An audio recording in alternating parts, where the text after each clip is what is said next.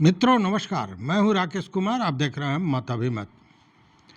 मित्रों, विशेष सर्वेक्षण संविदा कर्मी एवं अभियंता संघ का हड़ताल 20वें दिन 19 दिन पूरा हो गया।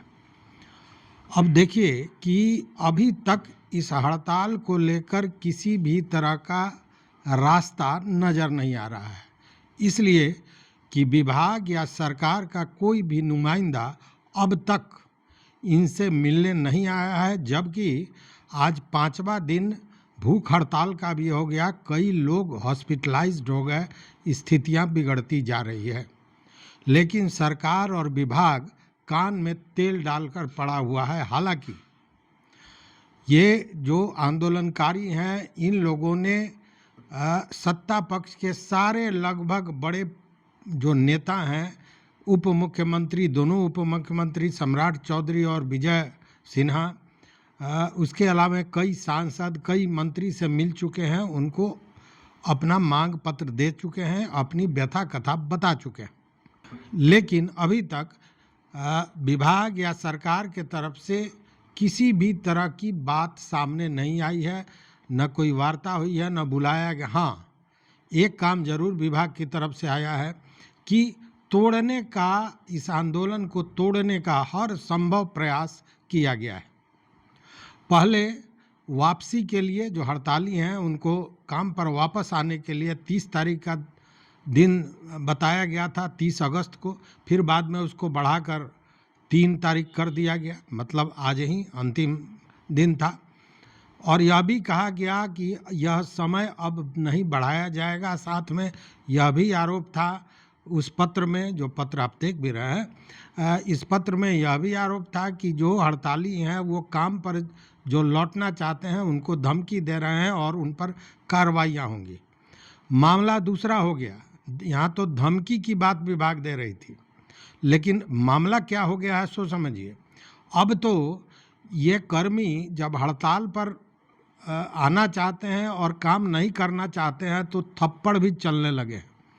पिछले दिनों हमने भागलपुर का एक दिखाया था आपको वीडियो, जिसमें जो बंदोबस्त पदाधिकारी हैं वह किस तरह धक्का मुक्की और जबरन जो संविदा कर्मी है उसको ज्वाइन करा रहे हैं।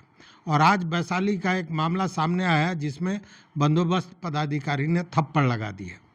हालांकि लोगों का कहना है कि पहले इस तरह का उनका व्यवहार नहीं था। व्यवहार ऐसा क्यों हुआ है कि विभाग सारे बंदोबस्त पदाधिकारियों पर इतना दबाव दिए हुए है कि किसी भी तरह इस आंदोलन को तोड़ दीजिए। जब विभाग का अपना कुचक्र काम नहीं किया तो कुचक्र तो था, यह कहा गया कि इतने लोग आ गए, इतने लोग। हमने तो आपको स्क्रीनशॉट और जो बंदोबस्त पदाधिकारियों ने विभाग को लिखा है वो लेटर भी कल के वीडियो में हमने दिखाया था कि किस तरह 4000 के लगभग लोग गए और उसमें से आधे से ज़्यादा फिर वापस आ गए। मतलब कि विभाग ने जितनी भी रणनीति, कूटनीति, आप उसे जो कह लें, जो बनाया वह फेल हो गया इन संविदा कर्मियों के आंदोलन के सामने। लेकिन यहाँ प्रश्न उठता है कि फेल क्यों हो गया। आज आपने देखा होगा जो शिक्षक हैं, उर्दू शिक्षक, उन लोगों ने आंदोलन किया, लेकिन आंदोलन जैसे ही उग्र हुआ पुलिस ने अपना कार्रवाई शुरू कर दिया।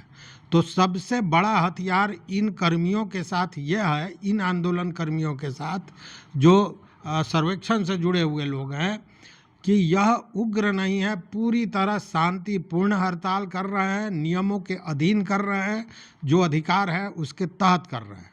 पहली बात। दूसरी बात कि उग्रता के नाम पर कुछ भी नहीं है। अपने जगह पर बैठकर अपनी बात कर रहे हैं, पदाधिकारियों से लेकर और जितने भी नेता हैं उनके यहाँ घूम रहे हैं, जा रहे हैं, अपनी व्यथा कथा बता रहे हैं। लेकिन यह जो कार्रवाइयाँ विभाग द्वारा होती रही हैं, कई लोगों को आप जानते हैं, लगभग 386 लोग को तो उसी समय टर्मिनेट भी कर दिया गया था। और यही टर्मिनेशन विभाग की सबसे बड़ी गलती हुई। विभाग अगर टर्मिनेट न किया होता तो आंदोलन शायद इतना मजबूत नहीं हुआ होता। जैसे जैसे विभाग ने कठोरता अपनाई, सख्ती अपनाई, वैसे वैसे इन आंदोलनकारियों का हौसला भी बढ़ता चला गया। और स्थितियां आज आप देखिए, आज भी उसी तरह की भीड़ है। पूरा उसी तरह की भीड़ तब है जबकि सैकड़ों की संख्या में यह लोग गया गए थे आज, क्योंकि गया में नीतीश कुमार की सभा थी और उस सभा में इन लोगों को अपनी बात रखनी थी। चूंकि बार बार यह बात आ रही है कि नीतीश कुमार तक बात पहुंचने नहीं दी जा रही है, या पहुंच भी रहा है तो उसको छलनी में छान कर पहुंचाया जा रहा है।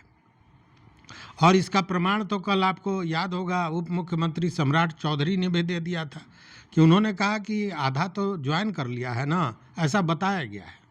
तो सम्राट चौधरी को यह बताया गया था कि आधे से ज़्यादा लोग ज्वाइन कर चुके हैं। अब स्थितियां यही बनती जा रही हैं, लेकिन जब विभाग के पदाधिकारियों ने यह लगातार इस तरह की कार्रवाइयां शुरू की तो उसका फलाफल ये हुआ। देखिए, एक बात हमेशा याद रखिएगा कि जब आदमी के अस्तित्व पर पड़ता है ना, तो वह भूल जाता है कि क्या होगा आगे, और वह हर तरह से अपने बचाव के लिए हर व्यवस्था में लग जाता है।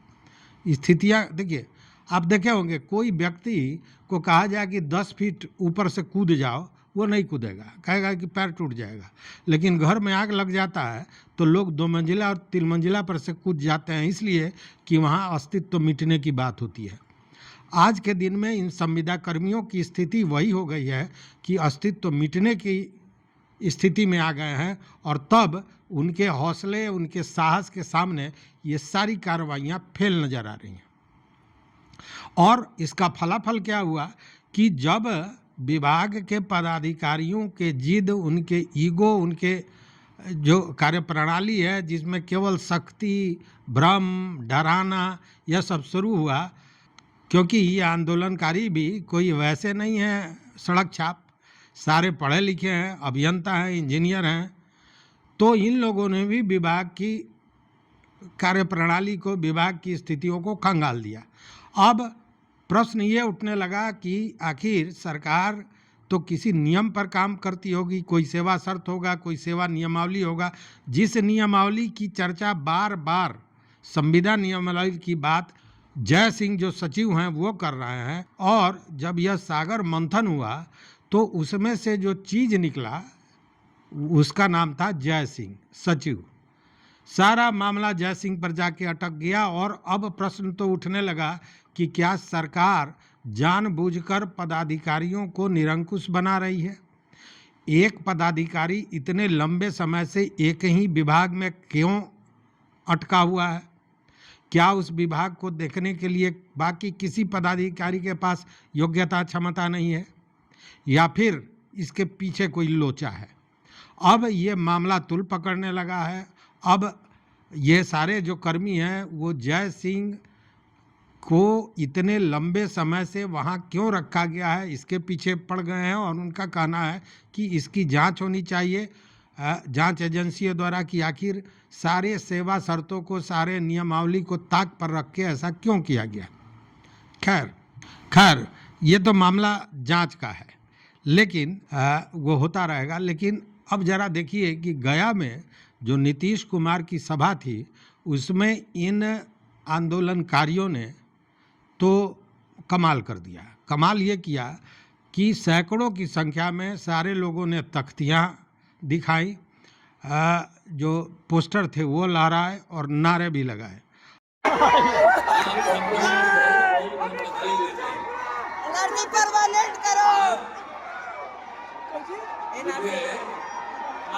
पितृपक्ष मेले के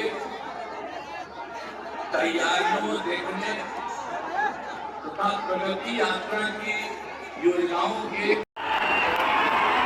आप सब लोगों को बहुत बहुत हम बधाई देते हैं। आज मुझे पितृपक्ष मेले के तैयारियों देखने तथा प्रगति यात्रा की योजनाओं के स्थल भ्रमण एवं शिलान्यास के लिए गया जी आने और आपसे बातचीत करने का मौका मिला है।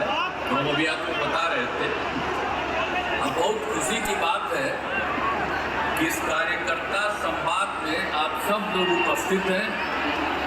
मैं आपका अभिनंदन करता हूं। आज बहुत बड़ी संख्या में आप सब लोग यहाँ पर। अब समझने वाली बात यह है कि इन तख्तियों का, इन पोस्टर का, इन नारों का असर नीतीश कुमार पर क्या पड़ेगा। चूँकि नीतीश कुमार तो खुद आज के दिन में दूसरे की उंगली पकड़ के चल रहे हैं, वैसी स्थिति में यह बात अब भी उनके पास पहुंची कि नहीं, यह मामला बड़ा सोचनीय है, यह गंभीर मामला है। लेकिन खैर, इन कर्मियों ने जो आंदोलनकारी हैं, इन लोगों ने कोई भी स्थिति को छोड़ा नहीं है। हर उस दरवाजे को खटखटा रहे हैं जहां इनको जाना है, जहां से इनको लगता है कि न्याय मिल सकता है, वहां जा रहे हैं। लेकिन अभी एक बड़ा दरवाज़ा बाकी है और वो है न्यायालय का।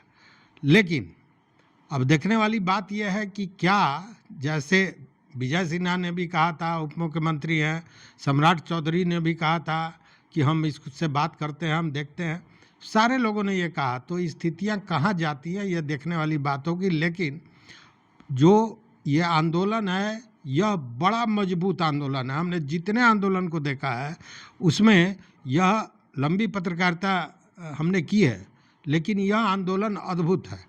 अद्भुत इसलिए कि आज 19 दिन पूरा होने के बाद भी आप देखिए कि इस पर कभी किसी सिपाही को भी जाने की जरूरत नहीं पड़ी। इतनी शांतिपूर्ण ढंग से, इतने व्यवस्थित ढंग से यह आंदोलन हो रहा है और उसी के चलते सरकार के सर से पसीने छूट रहे हैं, या विभाग की जो किरकिरी हो रही है उसके पीछे यही कारण है।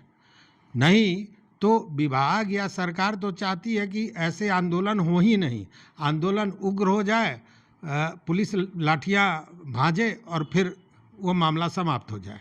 शिक्षकों के आंदोलन में आपने देखा होगा, अभी तो आंदोलन का दौर चल रहा है, केवल आंदोलन ही हो रहा है, लेकिन इस आंदोलन के पीछे चीज़ क्या है, क्यों हो रहा है, यह भी समझिए। जैसा मैंने बताया, अस्तित्व की लड़ाई, पहली बात।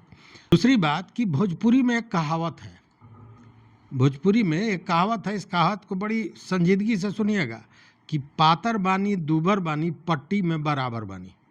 मतलब अगर 4 भाई हो और उसमें से एक भाई बहुत पतला दुबला निरीह प्राणी हो, बावजूद हिस्सेदारी उसको भी बराबर की मिलती है।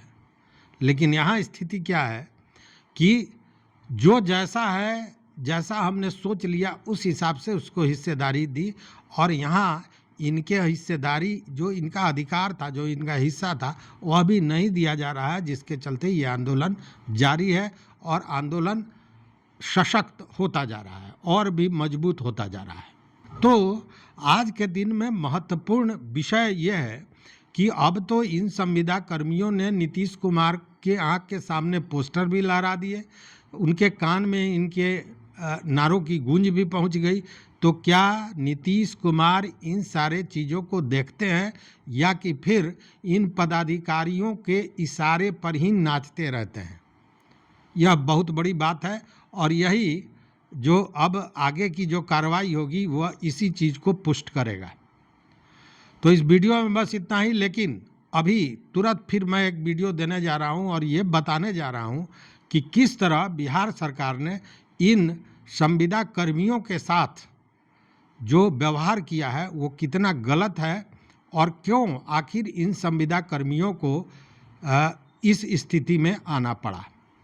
तो इस वीडियो में बस इतना ही। देखते रहिए मत अभिमत। मित्रों, चैनल पर नए हो तो सब्सक्राइब कीजिए, लाइक कीजिए, दोस्तों के साथ शेयर कीजिए और अपना विचार जरूर दीजिए। बहुत बहुत धन्यवाद।